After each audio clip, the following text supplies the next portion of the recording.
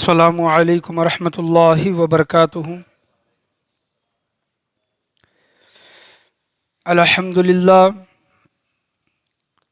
للہ رب العالمین والعاقبۃ للمتقین والصلاة والسلام علی سید الانبیاء والمرسلین وعلی آلہ وصحابہ اجمعین، اما بعد فاعوذ باللہ من الشیطان الرجیم، بسم اللہ الرحمن الرحیم۔ یا ایہا الذین آمنوا اطیعوا اللہ واطیعوا الرسول، صدق اللہ و مولانا رسولہ النبی الامین المکین الکریم، وعلی آلہ الشاہدین والشاکرین والحمد للہ رب العالمین۔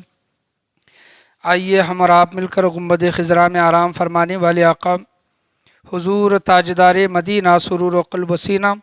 جناب احمد مجتبیٰ محمد مصطفیٰ صلی اللہ تعالیٰ علیہ وسلم کی بارگاہ گہر بار میں درود و سلام کا ہدیہ نچھار کریں۔ پڑھیے باواز بلند، اللہم صلی علی محمد وعلی آل محمد وبارک سلم صلو علیہ،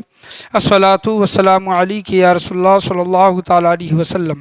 اور ایک مرتبہ بلند آواز سے نبی اور آل نبی کی بارگاہ میں درود و سلام کا ہدیہ نچھاور کریں۔ اللہم صلی علی محمد وعلی آل محمد وبارک سلم صلو علیہ، الصلاۃ والسلام علیک یا رسول اللہ صلی اللہ تعالیٰ علیہ وسلم۔ اللہ تبارک و تعالیٰ قرآن مجید فرقان حمید میں ارشاد فرماتا ہے، اور جا بجا اس آیت کا بہت سے جگہوں پر اس آیت کا ذکر آیا ہے۔ جو آیت میں نے ابھی خطبے کے بعد جس آیت کریمہ کا شرف حاصل کیا، اللہ تبارک و تعالیٰ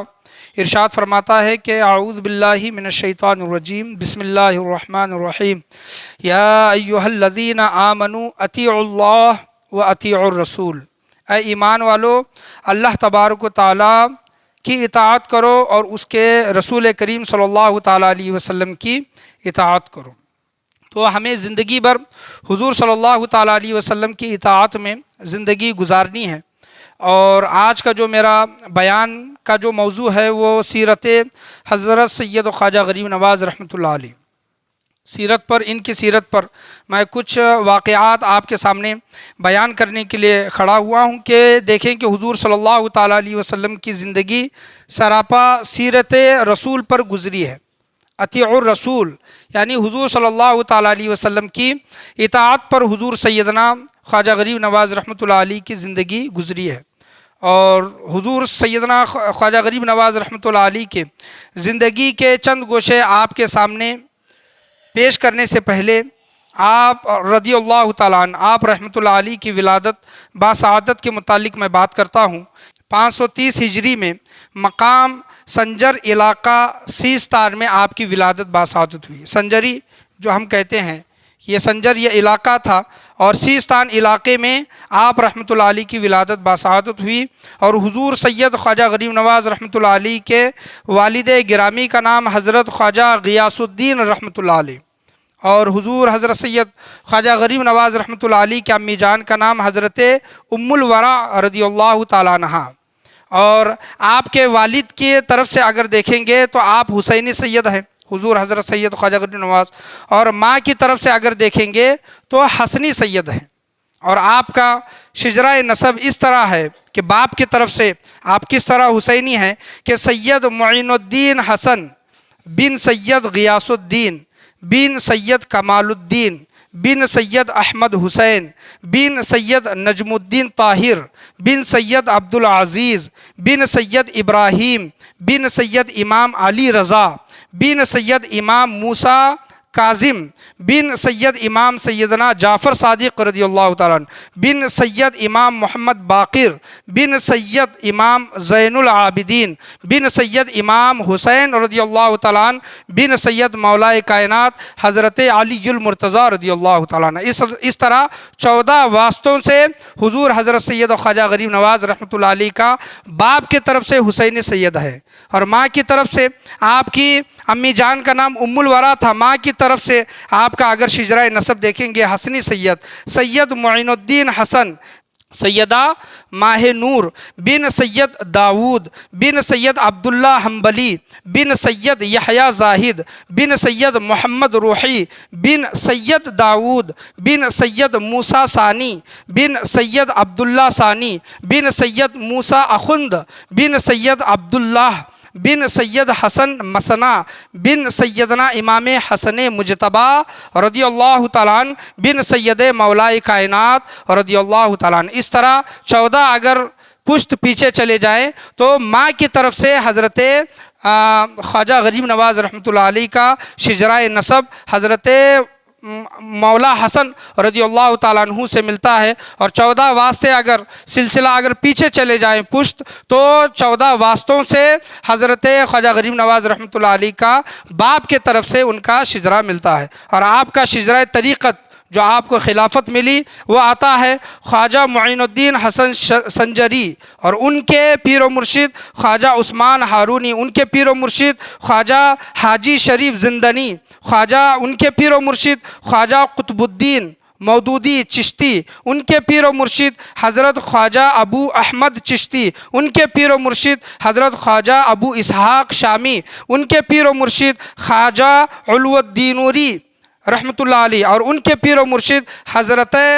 حبیرہ بصری رضی اللہ تعالیٰ عنہ، ان کے پیر و مرشد حضرت خواجہ حذیفہ مرعشی رضی اللہ تعالیٰ عنہ، ان کے پیر و مرشد حضرت خواجہ ابراہیم ادہم بلخی، ان کے پیر و مرشد حضرت خواجہ فضیل بن ایاز رحمۃ اللہ علیہ، ان کے پیر و مرشد حضرت خواجہ واحد عبد الواحد بن زید رضی اللہ تعالیٰ عنہ، ان کے پیر و مرشد حضرت خواجہ حسن بصری، اور ان کے پیر و مرشد حضرت مولائے کائنات حضرت خواجہ علی المرتضیٰ رضی اللہ تعالیٰ عنہ۔ یہ آپ کا شجرۂ طریقہ سلسلہ، یہ آپ کو خواجہ غریب نواز رحمۃ اللہ علیہ سے یہ ملا ہے۔ یہ جو میں نے آپ کے سامنے شجرہ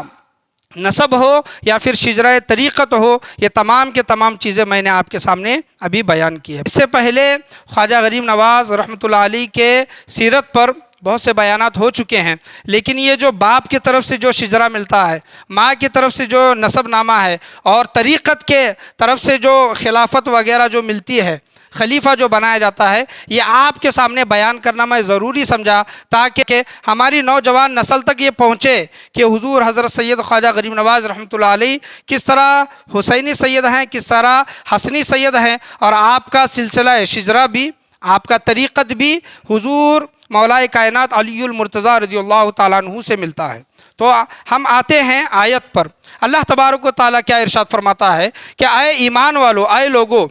میرے اور میرے رسول کریم صلی اللہ تعالیٰ علیہ وسلم کی اطاعت کرو، حضور صلی اللہ تعالیٰ علیہ وسلم کی اطاعت کرو۔ اور حضور خواجہ غریب نواز رحمۃ اللہ علیہ کہ امی جان فرماتی ہیں کہ میرا بیٹا حسن، ان کا نام حسن تھا، معین الدین یہ بعد میں ہوا، یہ ان کو لقب بعد میں ملا۔ ان کی امی جان کہتی ہیں کہ میرا بیٹا حسن بچپن ہی سے غریب نواز ہے۔ سبحان اللہ، بچپن ہی سے غریب نواز کی صفات حضرت خواجہ حسن سنجری چشتی رحمۃ اللہ علیہ میں دکھائی دیتی ہے، یہ ان کی خود ماں بیان کر رہی ہے۔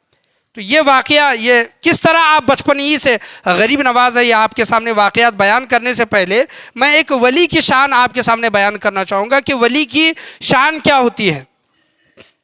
جو اللہ والے ہوتے ہیں اور دنیا میں جو اللہ والوں سے محبت کرتے ہیں، تو یہ محبت ان کے اندر کس طرح آتی ہے، تو دیکھیں کہ دنیا والے، زمین والے اللہ والوں سے محبت بعد میں کرتے ہیں،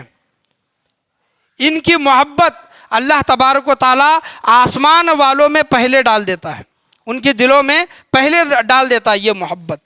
اللہ تبارک و تعالیٰ حدیث میں آیا ہے کہ اللہ تبارک و تعالیٰ حضرت جبرائیل امی علیہ السلام کو بلاتا ہے اور فرماتا ہے کہ اے جبرائیل، میں زمین پر فلاں بندے سے محبت کرتا ہوں۔ اس کا نام لے کر اللہ تبارک و تعالیٰ فرماتا ہے کہ اے جبرائیل، میں فلاں بندے سے محبت کرتا ہوں، تو لہٰذا اے جبرائیل تو بھی اس بندے سے محبت کر، تو بھی اس بندے سے محبت کر۔ اور حضرت جبرائیل جب اس اللہ والے سے محبت کرنے لگتے ہیں تو اللہ تبارک و تعالیٰ ارشاد فرماتا ہے کہ اے جبرائیل جاؤ تمام فرشتوں میں یہ اعلان کر دے کہ جتنے بھی فرشتے ہیں اللہ اس بندے سے اس اللہ والے سے محبت کرتا ہے اور جبرائیل بھی محبت کرتا ہے، اے فرشتوں تم بھی اس اللہ والے سے محبت کرو۔ سبحان اللہ، یہ سلسلہ دیکھیں کہ کہاں سے یہ سلسلہ چل رہا ہے۔ پہلے اللہ تبارک و تعالیٰ اس بندے سے محبت فرماتا ہے، اللہ کے بعد حضرت جبرائیل جو فرشتوں کے سردار ہے وہ اس بندے سے محبت کرتے ہیں، اور حضرت جبرائیل اس بندے سے محبت کرنے کے بعد فرشتوں میں اعلان کر دیتے ہیں اللہ کے حکم سے کہ اللہ کا حکم ہے، اللہ کا فرمان ہے، زمین پر جو فلاں بندہ ہے جو اللہ والا ہے، اے فرشتوں تم بھی اس سے محبت کرو۔ اور جب فرشتے بھی اس اللہ والے سے محبت کرنے لگتے ہیں تو اللہ تبارک و تعالیٰ فرماتا ہے کہ آسمان تک نہ رک بلکہ زمین پر جا، اور زمین پر اللہ نے جن بندوں کو منتخب کیا ہے، جن بندوں کو اللہ تبارک و تعالیٰ نے جن بندوں کے دلوں کو اللہ تبارک و تعالیٰ نے چن لیا ہے، اللہ تبارک و تعالیٰ فرماتا ہے کہ زمین پر ان بندوں میں ان لوگوں میں میرے ولی کی محبت ڈال دے۔ سبحان اللہ، میرے ولی کی محبت ڈال دے۔ یہ ہم جو حضور حضرت سید خواجہ غریب نواز رحمۃ اللہ علیہ سے محبت کرتے ہیں یا پھر کوئی بھی اللہ والا ہو اس سے محبت کرتے ہیں، یہ ہم خود محبت نہیں کر رہے ہیں بلکہ اللہ تبارک و تعالیٰ نے حضرت جبرائیل امی علیہ السلام کے ذریعے ہمارے دلوں میں وہ محبت ڈالی گئی ہے۔ بعض لوگ یہ سوال کرتے ہیں کہ ہم فلاں اس درگاہ کو نہیں جاتے، اس درگاہ کو نہیں مانتے، ان سے محبت نہیں کرتے۔ تم ان سے کیا محبت کرو گے جب اللہ تبارک و تعالیٰ نے تمہارے دلوں کو ہی نہیں چنا، تمہارے دلوں کو ہی منتخب نہیں فرمایا؟ سب سے پہلے تو اللہ اس سے محبت کرتا ہے، اس کے بعد جبرائیل، اس کے بعد تمام فرشتے، اور اللہ تبارک و تعالیٰ ان بندوں کے دلوں کو چن لیتا ہے زمین پر، ہر بندے کو نہیں۔ فرشتے تو پاک ہوتے ہیں، فرشتے تو معصوم ہوتے ہیں، تمام فرشتے اس اللہ والے سے محبت کرتے ہیں، لیکن اللہ تبارک و تعالیٰ زمین پر بندوں کو چن لیتا ہے کہ کون بندہ میرے کس ولی سے محبت کرے گا۔ تو ہم اپنی تقدیر پر ناز کرتے ہیں، اللہ تبارک و تعالیٰ کے فیصلے پر ہم اس کا شکر ادا کرتے ہیں کہ اللہ تبارک و تعالیٰ نے اپنے ولیوں کی محبت ہمارے دلوں میں ڈالی ہے۔ اسی لیے آج ہم ان کے نام لیوا ہیں، اسی لیے آج ہم ان کے عرس مبارک مناتے ہیں، ان کے نقش قدم پر چلنے کی ہم کوشش کرتے ہیں۔ تو ہمیں اللہ تبارک و تعالیٰ کا کروڑوں احسان ماننا چاہیے کہ اللہ تبارک و تعالیٰ نے ہمیں اس قابل سمجھا، اس لائق سمجھا اللہ تبارک و تعالیٰ نے کہ ہمارے دلوں میں بزرگان دین کی محبت ڈال دی ہے۔ جب ہمارے دلوں میں بزرگان دین کی محبت آ گئی ہے تو ہمیں ان کے نقش قدم پر بھی چلنے کی کوشش کرنا چاہیے۔ صرف عرس کی حد تک، صرف چھٹی شریف کے حد تک، صرف نیاز کے حد تک، کھانے پلانے کے حد تک ہمیں نہیں رہنا چاہیے، بلکہ سیرت پر بھی پورا کے پورا عمل کرنے کی کوشش کرنی چاہیے۔ کہ اللہ فرماتا ہے نا کہ یا ایھا الذین آمنوا اطیعوا اللہ واطیعوا الرسول، اے لوگو اللہ کی اطاعت کرو اور اس کے رسول کریم صلی اللہ تعالیٰ علیہ وسلم کی اطاعت کرو۔ تو یہ بزرگان دین جو ہیں یہی مشن لے کر اللہ کی اطاعت کرو اور اللہ کے رسول کی اطاعت کرو، یہی مشن لے کر ایک جگہ سے دوسرے جگہ چلے ہیں اور دعوت تبلیغ انہوں نے کی ہے، دین اسلام کو پھیلایا ہے۔ خود خواجہ غریب نواز رحمۃ اللہ علیہ کی ذات کو دیکھ لے یا پھر کسی بھی اللہ والے کی ذات کو دیکھ لے کہ ان کا پیدائشی مقام کوئی اور ہوتا تھا۔ حضور خواجہ غریب نواز کہاں پیدا ہوئے ہیں؟ سنجر میں، اور آپ کی مزار مبارک کہاں ہے؟ اجمیر شریف میں۔ تو اپنا ایک ملک چھوڑ کر دوسرے ملک وہ جو آئے ہیں کس وجہ سے آئے ہیں؟ ایک ملک چھوڑ کر دوسرے ملک کس وجہ؟ تجارت کے لیے آئے ہیں یا پھر رہنے کھانے پینے کے لیے آئے؟ نہیں، بلکہ اللہ کے رسول کے طرف سے ان کو حکم ہوا کہ اے معین الدین ہندوستان جاؤ، ہندوستان میں تمہاری ضرورت ہے، وہاں پر جا کر دین اسلام کو پھیلاؤ۔ تو جو بھی ہم بزرگان دین کی زندگیوں کا اگر دیکھتے ہیں، آپ دیکھ لیں ان کا پیدائشی مقام کوئی اور ہوتا تھا، اور ان کی وفات، ان کا وصال، ان کی شہادت، ان کی مزار انوار کہیں اور جگہ پر ہے۔ تو انہوں نے اپنے دین کے خاطر اپنے وطن عزیز کو چھوڑا، اپنے وطن کو چھوڑا، دین کے خاطر مشکلیں جھیلی اور سیرت رسول پر انہوں نے پورا کے پورا عمل کیا۔ تو آج ہم یہ جو کہتے ہیں، کیا کہتے ہیں؟ حضور خواجہ غریب نواز رحمۃ اللہ علیہ کو عطائے رسول بھی کہتے ہیں کہ رسول کی عطا، نائب رسول بھی کہتے ہیں کہ حضور صلی اللہ تعالیٰ علیہ وسلم کے نائب، ہند الولی بھی کہتے ہیں، الگ الگ ناموں سے، القابات سے حضور حضرت سید خواجہ غریب نواز کو یاد کیا جاتا ہے۔ لیکن جو دو مشہور نام ہیں، عطائے رسول اور نائب رسول، یہ کیوں کہا گیا؟ بزرگان دین ارشاد فرماتے ہیں کہ حضور حضرت سید خواجہ غریب نواز کو جو عطائے رسول، نائب رسول جو بولا گیا ہے، اگر حضور سید خواجہ غریب نواز رحمۃ اللہ علیہ کی زندگی کو اگر دیکھیں گے، حضور خواجہ غریب نواز کی سیرت کو اگر دیکھیں گے اور حضور صلی اللہ تعالیٰ علیہ وسلم کی سیرت کو دیکھیں گے، تو حضور خواجہ غریب نواز رحمۃ اللہ علیہ کی زندگی پوری کی پوری حضور صلی اللہ تعالیٰ علیہ وسلم کی سیرت پر چلتی ہوئی دکھائی دیتی ہے۔ کوئی فرق نہیں ہے دونوں میں، اگر دونوں کی سیرت اگر سامنے رکھ کر دیکھیں گے تو دونوں کی سیرتوں میں زیادہ فرق نہیں ہے۔ اور اللہ نے جو فرمایا ہے کہ میرے رسول کی اطاعت کرو، تو حضور خواجہ غریب نواز رحمۃ اللہ علیہ کی زندگی پوری کی پوری اطاعت رسول میں گزری ہے۔ ایک واقعہ میں آپ کے سامنے بیان کرنا چاہوں، اس سے پہلے یہ واقعات ہو چکے ہیں، لیکن ایک موضوع لینا ہے اور ایک شخصیت کی سیرت آپ کے سامنے اگر پیش کرنی ہے، اور وہ شخصیت جس کی پوری زندگی اطاعت رسول میں، سیرت رسول میں جو گزری ہے، تو یہ واقعات دوبارہ ریپیٹ کرنا ضرور بنتا ہے تاکہ آپ کی ایک ذہن سازی کی جائے اور بتایا جائے کہ بزرگان دین کا مقصد کیا رہا ہے اپنی زندگی میں۔ وہ کبھی شریعت سے ہٹ کر کوئی کام کیے ہیں کیا؟ سیرت رسول سے ہٹ کر انہوں نے کبھی کوئی کام کیا ہے کیا؟ آج ہم ان کے نام لیوا ہیں، لیکن ہمارے اندر بدعتیں، جاہلانہ رسم و رواج دکھائی دیتے ہیں، ہر طرح کی۔ میں کسی ایک رسم و رواج کا نام نہیں لوں گا، ہمارے سنیت کے اندر بہت سے ایسے بدعتیں پیدا ہوئی ہیں، بہت سے ایسے رسم و رواج پیدا ہوئے ہیں جو نہ حضور صلی اللہ علیہ وسلم کی زندگی سے ثابت ہیں، نہ صحابہ کرام کی زندگی سے ثابت ہیں، نہ بزرگان دین کی زندگی سے ثابت ہیں، نہ خواجہ غریب نواز رحمۃ اللہ علیہ کی زندگی سے ثابت ہیں۔ تو بہت سے ایسے رسم و رواج ہمارے اندر آ گئے ہیں جس سے ہم لوگوں کو باہر دوسرے مکتبہ فکر کے لوگ بدعتی کہتے ہیں، گمراہ کہتے ہیں۔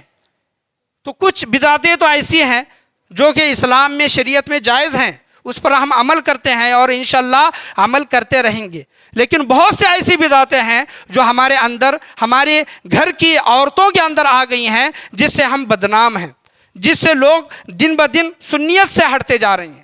دوسرے مکتبہ فکر سے وہ جڑ رہے ہیں۔ تو سیرت خواجہ غریب نواز رحمۃ اللہ علیہ اور سیرت رسول صلی اللہ تعالیٰ علیہ وسلم کو اگر ہم سامنے رکھ کر دیکھیں گے تو سراپا حضور صلی اللہ تعالیٰ علیہ وسلم کی سیرت پر حضور خواجہ غریب نواز رحمۃ اللہ علیہ نے عمل کیا ہے۔ آپ کا بچپنا اگر دیکھیں گے، حضور صلی اللہ تعالیٰ علیہ وسلم، حلیمہ سعدیہ رضی اللہ تعالیٰ عنہا نے جب حضور صلی اللہ تعالیٰ علیہ وسلم کو اپنے گود میں لیا اور اپنے ایک طرف کا، ایک پستان کا حلیمہ سعدیہ رضی اللہ تعالیٰ عنہ دودھ پلانا چاہا، تو حضور صلی اللہ تعالیٰ علیہ وسلم نے ایک طرف کا دودھ پیا، ایک طرف کا دودھ پیا، اور دوسری طرف کا حلیمہ سعدیہ رضی اللہ تعالیٰ عنہ دودھ پلانا چاہا تو حضور صلی اللہ تعالیٰ علیہ وسلم نے منہ پھیر لیا۔ انگلی کے اشارے سے یہ بتا رہے ہیں، گویا حلیمہ سعدیہ رضی اللہ تعالیٰ عنہ بیان کرتی ہیں کہ گویا محمد صلی اللہ تعالیٰ علیہ وسلم مجھے یہ بتا رہے ہیں کہ اے حلیمہ سعدیہ، ایک طرف کا دودھ تو میں نے پی لیا، لیکن دوسری طرف کا جو دودھ ہے وہ میرے رضائی بھائی کا حق ہے، یعنی تمہارا خود کا بیٹا، حلیمہ سعدیہ رضی اللہ تعالیٰ عنہ کا خود کا بیٹا ایک تھا، اور حضور صلی اللہ تعالیٰ علیہ وسلم بخوبی جانتے تھے، اس وجہ سے آپ صلی اللہ تعالیٰ علیہ وسلم نے ہمیشہ ایک طرف کا دودھ پیا، دوسری طرف کا دودھ اپنے بھائی کے لیے چھوڑ کر رکھتے تھے۔ یہ حضور صلی اللہ تعالیٰ علیہ وسلم کی سیرت، بچپن ہی سے عدل کرنا، اعتدال کرنا، یہ حضور صلی اللہ تعالیٰ علیہ وسلم کی زندگی سے ہمیں پتہ چلتا ہے۔ آج ہمارے اندر لڑائی جھگڑے جو ہیں، ہم اپنے بہنوں کا، ہم اپنے بھائیوں کا، ہم اپنے رشتہ داروں کا جو حق نہیں دیتے، اسی وجہ سے ہمارے اندر لڑائی جھگڑے پیدا ہوئے ہیں۔ اور حضور صلی اللہ تعالیٰ علیہ وسلم نے سب سے پہلے جو پیغام دیا، جو ایک طرف کا دودھ حلیمہ سعدیہ رضی اللہ تعالیٰ عنہ کا پیا اور کہا کہ دوسرا حق میرے بھائی کا ہے، تو سب سے پہلے آپ صلی اللہ تعالیٰ علیہ وسلم نے یہ پیغام دیا کہ اے لوگوں، اپنے لوگوں کا حق ادا کرو، چاہے تمہارے بھائی ہو، تمہاری بہن ہو، تمہارے رشتہ دار ہو، جو بھی ان کا حق بنتا ہے ان کے حق ادا کرو۔ حق ادا کرنے کے لیے، اعتدال کرنے کے لیے میں اس دنیا میں تشریف لایا ہوں، یہ آپ صلی اللہ تعالیٰ علیہ وسلم نے فرمایا ہے۔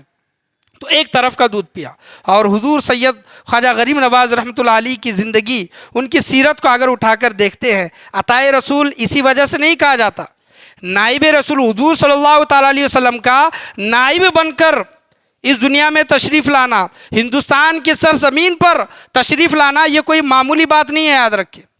کہ نائب بن کر، ان کی عطا بن کر اس دنیا میں تشریف لانا۔ حضور خواجہ غریب نواز رحمۃ اللہ علیہ کی امی جان کہتی ہیں کہ ایک مرتبہ ایک عورت ہمارے گھر کے اندر آئی، اور وہ عورت بہت ہی کمزور دکھائی دیتی تھی، اور حضور سید خواجہ غریب نواز رحمۃ اللہ علیہ اس وقت اپنی ماں کا دودھ پی رہے تھے۔ دودھ پیتے پیتے حضور سید خواجہ غریب نواز رحمۃ اللہ علیہ نے وہ دودھ پینا چھوڑ دیا، اور اس عورت کی طرف بچپن ہی کا عالم ہے، بچے کو 1 سال جب انسان کا، بچے کا جب گزر جاتا ہے تو اس کو سمجھ تھوڑی بہت آ جاتی ہے، وہ انگلی کے اشارے سے وہ کچھ باتیں بتانا وہ شروع کر دیتا ہے بچہ۔ تو انہوں نے دودھ پینا چھوڑ دیا اور انگلی کے اشارے سے اس عورت کی طرف اشارہ کر رہے ہیں، کچھ بتا رہے ہیں۔ تو حضور خواجہ غریب نواز رحمۃ اللہ علیہ کی امی جان نے اس عورت سے پوچھا کہ آئے عورت، تمہارا بچہ کیوں رو رہا ہے؟ تم اس کو دودھ کیوں نہیں پلاتی؟ تو وہ غریب عورت، فاقہ کش عورت یہ کہتی ہے کہ آئے سیدہ، بہت دنوں سے میں نے کچھ بھی نہیں کھایا ہے، بھوک میں میری زندگی گزر رہی ہے، اور بھوک اتنی شدید ہے کہ میرے چھاتی کا دودھ، میرے پستان کا دودھ بھی سوکھ گیا ہے، اس وجہ سے میں اپنے بچے کو دودھ نہیں پلا پا رہی، دودھ نہ پینے کی وجہ سے بچہ رو رہا ہے۔ تو حضور سید خواجہ غریب نواز رحمۃ اللہ علیہ کی امی جان سمجھ گئی کہ میرا حسن کس کے طرف اشارہ کر رہا ہے، گویا یہ بتا رہا ہے کہ امی جان یہ بچہ بھوکا ہے، آپ اس کو دودھ پلاؤ۔ سبحان اللہ۔ حضور خواجہ غریب نواز رحمۃ اللہ علیہ کے بہت سے رضائی بھائی اور بہن ہیں، بہت سے، جن کو خود ان کی امی جان نے بچوں کو دودھ پلایا۔ رضائی بھائی بہن اس کو کہتے ہیں کہ ایک ہی ماں کا جس نے دودھ پیا ہو، اور وہ 2 سال کے اندر ہونا چاہیے، یہ بھی ایک شرط ہے۔ تو حضور خواجہ غریب نواز رحمۃ اللہ علیہ نے اشارہ کر کے یہ بتا رہی ہیں کہ امی جان بچہ بھوکا ہے، آپ اس کو دودھ پلاؤ۔ تو حضور خواجہ غریب نواز رحمۃ اللہ علیہ کی اگر سیرت کو دیکھیں گے تو سراپا سیرت حضور صلی اللہ تعالیٰ علیہ وسلم کی سیرت پر آپ کی سیرت رہی ہے۔ تو انہوں نے اس کو دودھ پلایا۔ اور دوسرا واقعہ کہ حضور صلی اللہ تعالیٰ علیہ وسلم عیدگاہ تشریف لے جا رہے ہیں، اور بھی بہت سے واقعات ہیں، اس جمعہ تو بولنا یہ مشکل ہے بہت، انشاءاللہ کچھ واقعات میں آنے والے جمعہ کو بیان کروں گا کہ کیوں آپ کو عطائے رسول کہا جاتا ہے، یعنی حضور صلی اللہ علیہ وسلم کے عطا اور نائب رسول کیوں کہا جاتا ہے، واقعات کی روشنی میں ہم دیکھیں گے۔ تو حضور صلی اللہ علیہ وسلم عیدگاہ تشریف لے جا رہی ہیں، گود میں امام حسین رضی اللہ تعالیٰ عنہ ہے، اور انگلی پکڑے ہوئے امام حسن ہیں، اور آپ صلی اللہ علیہ وسلم کے ساتھ حضرت مولا کائنات رضی اللہ تعالیٰ عنہ عید کے لیے، عید کی نماز کے لیے عیدگاہ تشریف لے جا رہی ہیں۔ تو حضور صلی اللہ علیہ وسلم دیکھتے ہیں کہ ایک بچہ رو رہا ہے۔ آپ صلی اللہ تعالیٰ علیہ وسلم نے اس بچے سے پوچھا کہ اے بچہ تو کیوں روتا ہے؟ تو وہ بچہ کہتا ہے کہ میں یتیم ہوں، میں مسکین ہوں، میں بھوکا ہوں، میرے ماں باپ نہیں ہیں، اور آج عید کا دن ہے، اور آج عید کے دن میرے پاس پہننے کے لیے اچھا کپڑا نہیں ہے۔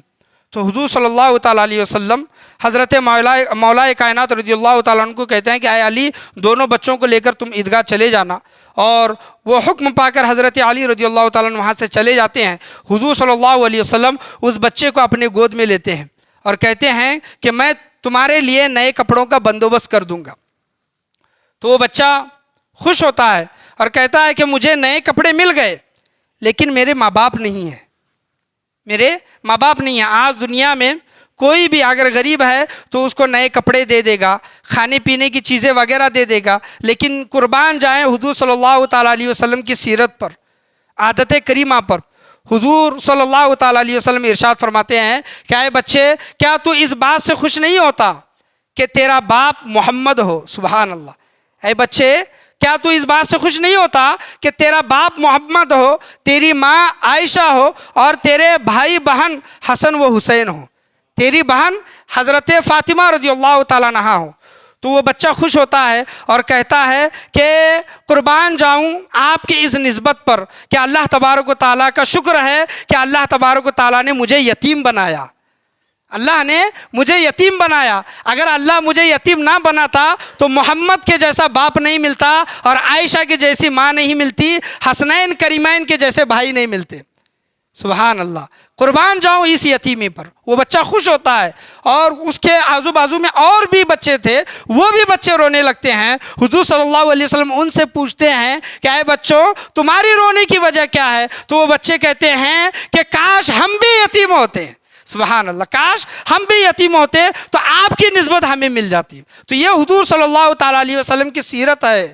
اللہ فرماتا ہے کہ یا ایھا الذین آمنوا اطیعوا اللہ واطیعوا الرسول، اللہ اور اس کے رسول کی اطاعت کرو۔ تو چلیے حضور خواجہ غریب نواز رحمۃ اللہ علیہ کی سیرت پر چلتے ہیں کہ حضور خواجہ غریب نواز رحمۃ اللہ علیہ عید کے لیے جا رہے ہیں۔ ایک اندھا بچہ، نابینا بچہ، اس کے کپڑے میلے کچیلے، وہ بھی رو رہا ہے اپنے ابا جان کے ساتھ۔ حضور سید خواجہ غریب نواز رحمۃ اللہ علیہ عید کی نماز کے لیے عیدگاہ جا رہے ہیں۔ جب اس اندھے بچے کو دیکھتے ہیں تو اپنے والد محترم سے کہتے ہیں کہ ابا جان مجھے اجازت دے کہ میں اس اندھے بچے کو گھر پر لے کر جاؤں۔ تو ان کے والد محترم ان کو اجازت دیتے ہیں، اس اندھے بچے کو وہ گھر میں لے کر جاتے ہیں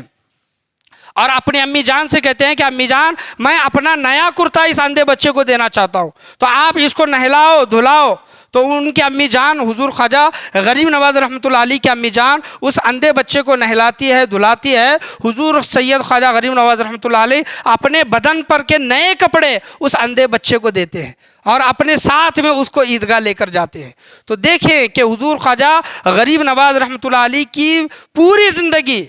سراپا زندگی حضور صلی اللہ تعالیٰ علیہ وسلم کی سیرت پر گزری ہے، اور آج ہم ان کے نام لیوا ہیں۔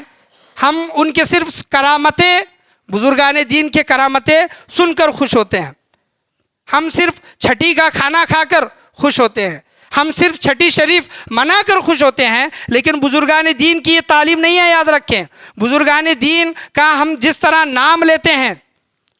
11ویں شریف منا لو، آپ چھٹی شریف منا لو، ان کے نام سے لوگوں کو کھانا کھلاؤ، ہم تب تک مکمل ایمان والے کامل مومن اس وقت تک ہو نہیں سکتے جس وقت تک حضور صلی اللہ تعالیٰ علیہ وسلم کی سیرت پر پورا کے پورا زندگی نہ گزاریں۔ حضور صلی اللہ علیہ وسلم کی زندگی پر پوری کی پوری اگر ہم زندگی گزاریں گے تب ہم اللہ کی بارگاہ میں مقبول ہوں گے۔ بزرگان دین کا یہی مشن تھا، یہی ان کا یہ پیغام تھا کہ اے لوگو اللہ اور اس کے رسول کی اطاعت کرو۔ صرف بزرگان دین نے بولا نہیں بلکہ انہوں نے کر کے دکھایا ہے۔ عملی طور پر بزرگان دین خواجہ غریب نواز رحمۃ اللہ علیہ نے یہ عمل کر کے دکھایا ہے۔ انشاءاللہ عز و جل اور کچھ واقعات رہتے ہیں۔ ہم جو خواجہ غریب نواز رحمۃ اللہ علیہ کو عطائے رسول کہتے ہیں، نائب رسول کہتے ہیں، ان کو کیوں نائب رسول عطائے رسول کہا گیا ہے، کیوں ان کو ہند کا راجہ ان کو کہا گیا ہے، انشاءاللہ عز و جل آنے والے جمعہ میں اور کچھ واقعات رہتے ہیں انشاءاللہ بیان کرنے کی کوشش کی جائے گی۔ اللہ کی بارگاہ میں دعا ہے کہ اللہ تبارک و تعالی ہم تمام لوگوں کو بولنے سننے سے زیادہ عمل کرنے کی توفیق عطا فرمائے۔ جس طرح ہم بزرگان دین کے نام لیوا ہیں، ان کے سیرت پر، ان کے نقش قدم پر بھی چلنے کے اللہ تبارک و تعالی ہم تمام لوگوں کو توفیق و رفیق عطا فرمائے۔ آج کے بیان میں، آج کے درس میں، بولنے میں، سننے میں، سمجھانے میں کسی بھی قسم کی غلطی، کمی بیشی، کوتاہی، خامی، بھول چوک ہوئی ہو، اللہ تبارک و تعالی اپنے فضل و کرم سے اسے معاف عطا فرمائے۔ بزرگان دین کا زندگی بھر، چاہے آپ کسی بھی بزرگ کی زندگی اٹھا کر دیکھ لیں، ان کی زندگی کا مقصد کیا رہا ہے، ان کے زندگی کا مشن کیا رہا ہے، اس کو سمجھ کر ان کے جس طرح ہم نام لیوا ہے کہ خواجہ کا دامن نہیں چھوڑیں گے، غوث کا دامن نہیں چھوڑیں گے، نہ چھوڑیں، ہم بھی غوث کا دامن، خواجہ کا دامن تھامے رکھیں گے تا عمر، لیکن ان کے پیغام کو، ان کے مشن کو بھی سمجھنے کی توفیق عطا فرمائے کہ اگر کوئی غریب مل جائے، کوئی لاچار مل جائے، کوئی بے بس مل جائے تو ان کی سیرت پر عمل کرنے کی اور ان کی مدد کرنے کی توفیق و رفیق عطا فرمائے۔ اللہ کی بارگاہ میں یہی دعا ہے کہ اللہ تبارک و تعالی ہم تمام لوگوں کو بولنے سننے سے زیادہ عمل کی توفیق عطا فرمائے۔ لا الہ الا اللہ محمد الرسول اللہ صلی اللہ تعالی علیہ وسلم، وآخر دعوانا ان الحمد للہ رب العالمین۔